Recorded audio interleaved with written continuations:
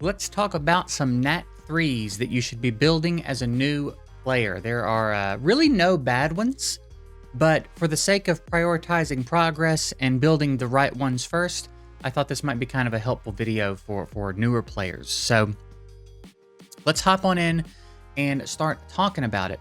Now, you may be wanting to get your farmer situation sorted, and there's really no better option as a 3-star that we know of right now anyway than the water Gyroleon. We think we're going with Gyro for this guy because it's like a gyrocopter, right?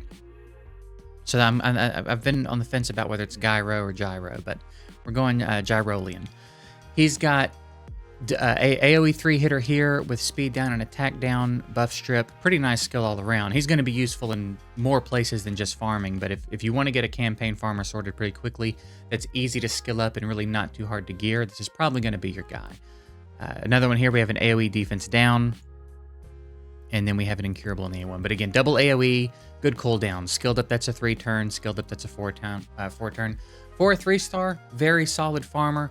Pretty good champ to go ahead and get in the works, and not that hard to obtain again, and probably free. A lot of these you just get. I'm going to show you one at the end of the video, a really good Dark Nat 3 that you can get with a couple of clicks for free in the game. You don't have to wait till you summon it.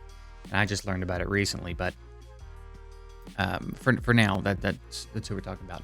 Next up, we have the Tree Steelwings. Absolutely excellent, phenomenal champ. Crazy value in a 3-star. If you were a Summoners War player, this is basically Shannon with dots on the A1, which is as crazy as it sounds, okay? On the A3, we've got all allies with a defense up and attack up for 3 turns. On the A2, we've got an AoE slow, attack bar absorb on a 3-turn cooldown.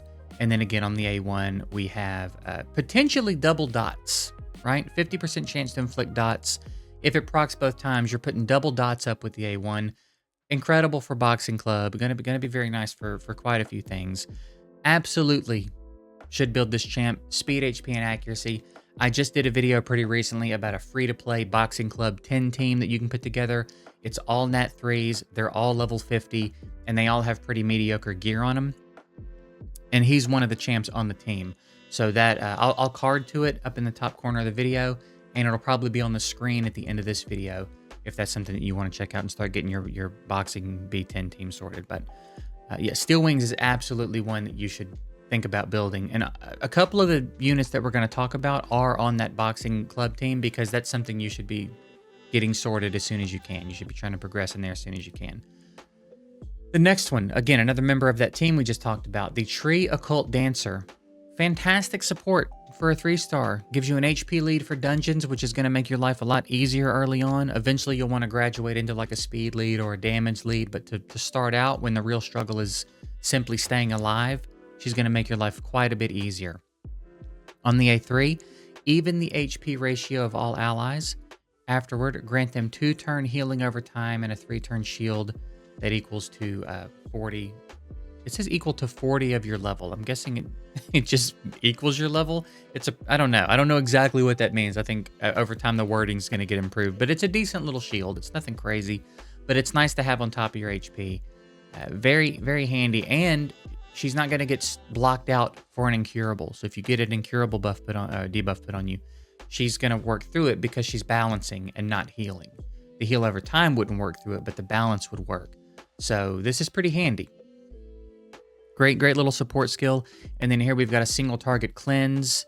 I say single target, it's really double target. You pick who you want to cleanse, and then she'll also cleanse herself and heal and put a stack of nullify, which is 1 instance of block debuffs. So it's not like a Zeal rune set where you have immunity for your whole turn, but it's basically the next time someone tries to put a debuff on you, it won't land, and then nullify will go away. Okay, still very handy, right? Especially for Boxing Club where the tower's trying to put up those defense downs. This could potentially block it and save you 3 turns of defense down. Very, very nice. And then here, kind of a cool A1, she does damage based on the target's max HP. So one of the things we talk about in the Boxing 10 guide is if you can get her HP and speed to a place where she can stay alive and contribute, and then you can find some room for some crit rate on her, this A1 can kind of smack. She can kind of help speed your runs up a little bit. She's a solid unit. Again, lots of value for a 3-star. Lots of value in the 3 stars in this game. Another one that I think should be on your radar, the Popo Rider.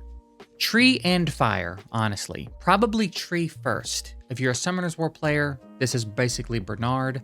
We even have Tailwind for the A3, but it's the attack bar boost with the speed up, the defense down and the attack down on the A2, and then a blind on the A1 with an attack lead. So again, if you get to a point where you don't need the HP lead, you could consider going Popo Rider lead for the extra attack and potentially speed your runs up a little bit that way. But again, just solid. Helps you turn cycle, keeps your units moving faster. The defense down and attack down are very handy for the boss. The attack down is pretty important on the boxing club boss specifically, but also nice anywhere that you take it. Going to help keep your team alive. Not a ton needs to be said about this unit, but just very good, very straightforward abilities and not too hard to build. And then this is Spectra, if you are a Summoner's War player. And again, just a lot of value here. We have the AoE, turn meter knockback, and slow in the same motion. Very reliable, good cooldown, great skill. We've got a little bit of a banger of an A2 here. If you have a defense down up on a boss and you use this skill, it's going to do a ton of damage. It's a great skill. And then a blind on the A1. Going to be a very useful unit for the heavy metal dungeon. Going to be great in Lost Tunnel. Going to be good in a lot of places in the game. So a good unit to have on your radar and to think about building fairly soon. Another one that spans multiple elements that we'll talk about is the Bouncing Joker, another member of the boxing club team that we talk about. And another unit that just every turn there's a lot of value in, even though I hate the feat. It's going to be very hard to ever talk about this unit and not talk about how much I hate what's going on with the feat. But what are you going to do? We've got the defense down on the A3. We've got a pretty nice heal with crit dampen, which again is just going to reduce the likelihood that you take a critical hit. And then an attack down on the A1. Very handy for boxing club. Great support. Great while you're trying to work on staying alive. Eventually you would outgrow this unit and you could swap in someone else for more damage, but not a bad unit to take to level 50 just to get you some progress in boxing club while you try to pull some better damage dealers or something along those lines. Easy to skill up, easy to build, contributes pretty heavily, right? The water unit, great for heavy metal. You're going to need to strip that immunity and shield off of the boss. Both are very important to strip. You need to strip the immunity so that you can knock back turn meter and land debuffs. You need to strip that shield so you don't take extra hits and extra damage. It's pretty important. And this one has buff strip built into the passive with no chance to proc, which means it's just going to do it if you have the accuracy to do it. So get some accuracy on this guy, and every time he hits, he'll strip one of the buffs.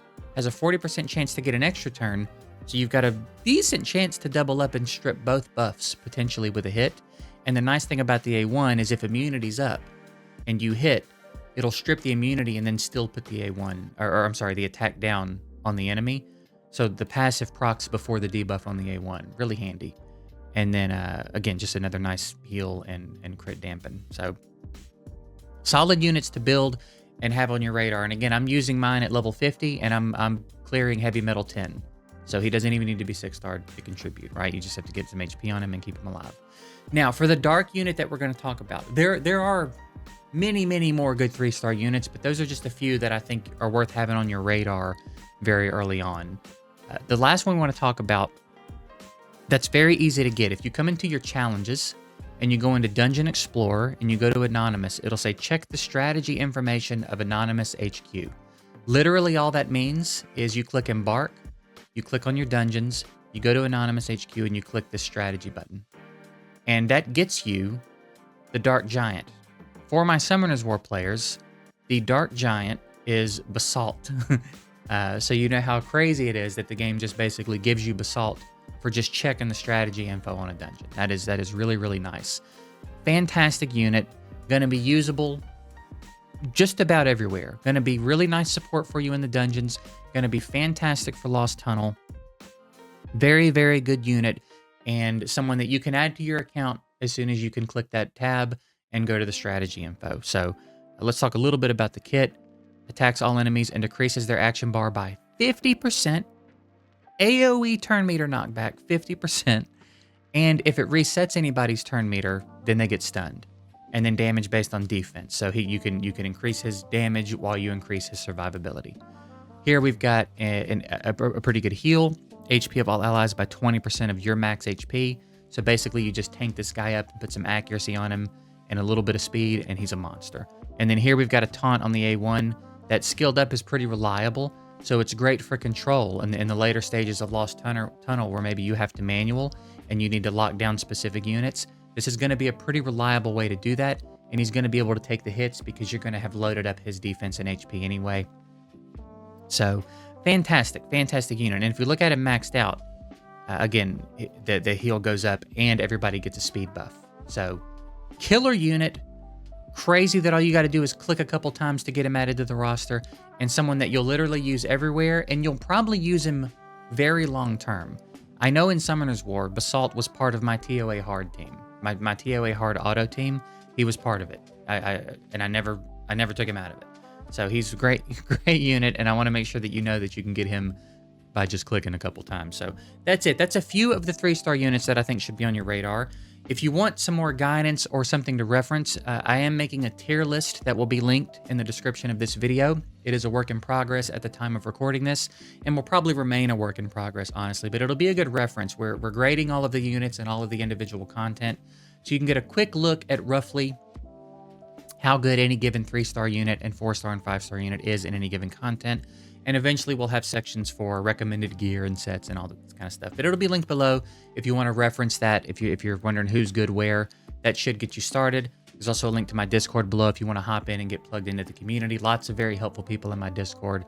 I really appreciate everybody that hangs out in there and gives advice to the newer players and discusses what's going on in the game and stuff. So that's it.